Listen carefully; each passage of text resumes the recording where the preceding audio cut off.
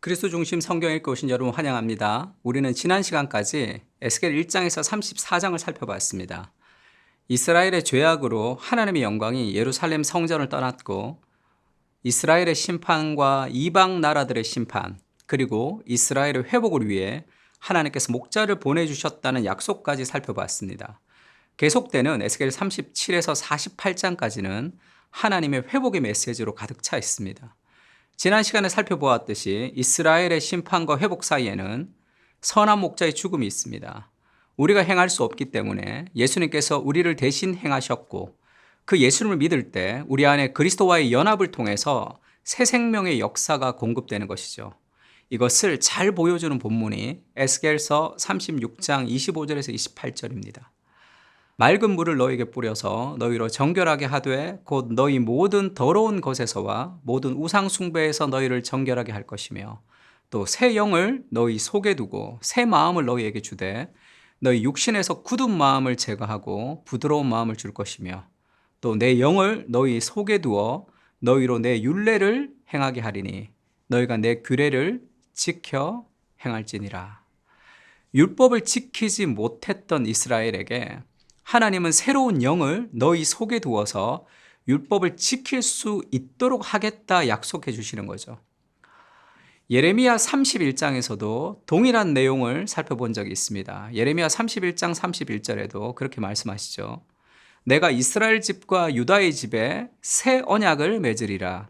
이 언약은 내가 그들의 조상들의 손을 잡고 애굽 땅에서 인도하여 내던 날에 맺은 것과 같지 아니할 것은 내가 그들의 남편이 되었어도 그들이 내 언약을 깨뜨렸음이라. 그러나 그날 후에 내가 이스라엘 집과 맺을 언약을 이러하니 곧 내가 나의 법을 그들의 속에 두며 그들의 마음에 기록하여 나는 그들의 하나님이 되고 그들은 내 백성이 될 것이라. 31절에 보면 하나님께서 이스라엘과 새로운 언약을 맺을 것이라 말합니다. 왜 새로운 언약을 맺죠? 옛 언약이 실패했기 때문입니다. 32절에 보면 내가 그들의 남편이 되었어도 그들이 내 언약을 깨뜨렸음이라. 하나님과 결혼한 이스라엘이 하나님을 배신한 것이죠. 그래서 하나님이 이제는 율법을 그들의 속에 두고 그들의 마음에 기록해서 순종하게 하겠다 약속하시는 거죠. 그 새로운 언약의 시대, 신약의 시대가 올 것인데 그때는 율법이 마음에 기록되는 시대입니다. 그래서 하나님의 말씀에 순종하는 시대가 될 것이라 예언하는 거죠.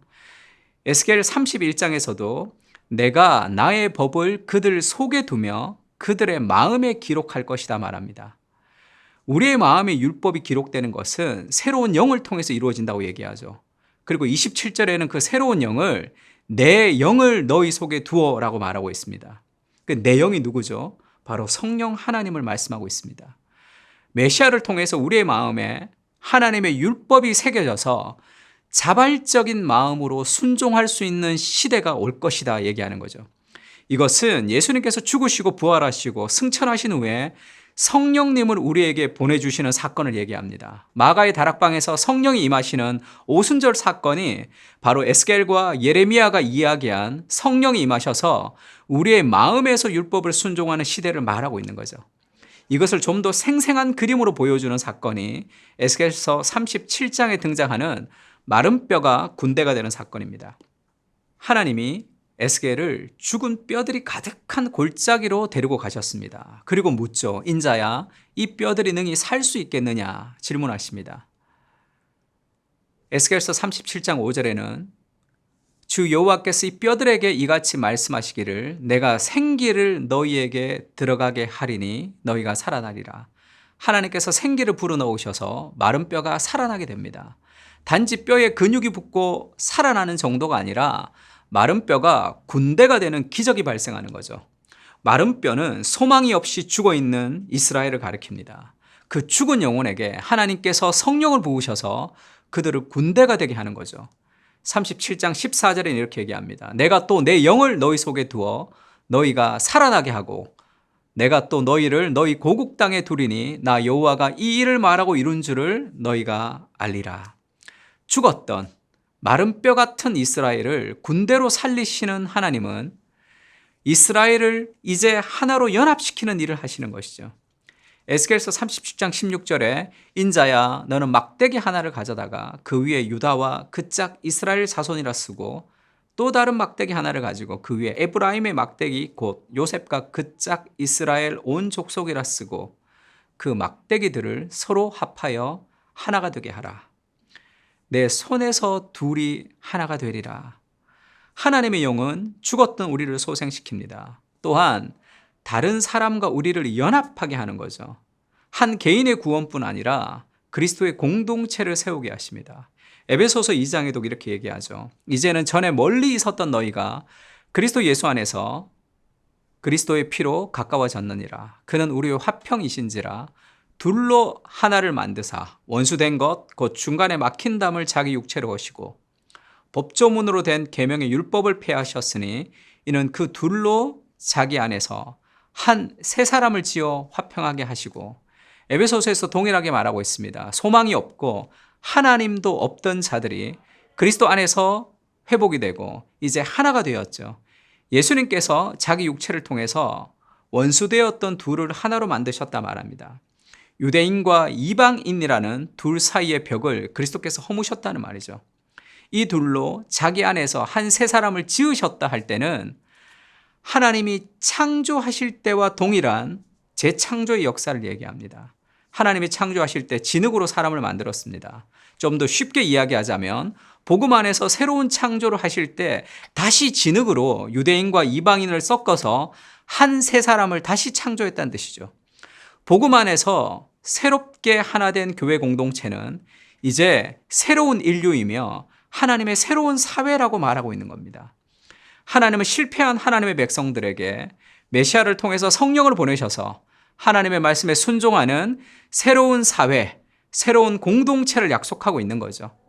그리고 에스겔 38장 39절에는 곡과 마곡의 심판을 통해서 궁극적으로 악의 멸망을 선포하고 마지막 성전의 환상을 통해서 그발 강가에서 하나님의 영광이 떠났지만 다시 성전으로 돌아오는 것을 통해 진정한 회복을 보여주고 있습니다. 마지막 에스겔이 본 성전의 환상은 단순히 솔로몬의 시대의 성전을 말하는 것이 아니라 앞으로 임할 새 예루살렘을 보여주는 그림입니다. 물리적 성전이 아니라 하나님의 거룩한 임재를 말하는 것이죠.